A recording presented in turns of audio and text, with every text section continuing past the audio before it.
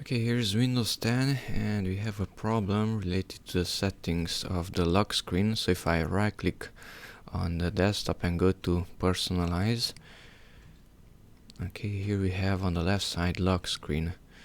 Here we can see that we have a red text. Some settings are hidden or managed by your organization, and we cannot change many of the things here. Okay, so to get rid of this text and to enable these grayed out fields, let's do the following thing. Right click on the start button and go to run. And then type in GPEDIT.MSC. It's GPEDIT.MSC.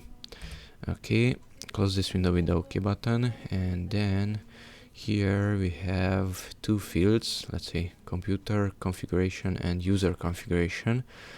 Go to the first one and come here to administrative templates, double click on it, go to control panel, double click on it and go to personalization.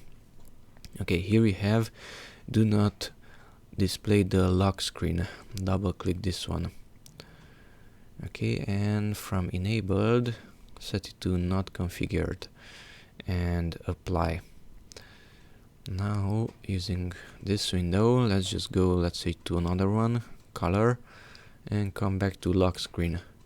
And now the red text is not shown and these fields are not grayed out. You can click on them.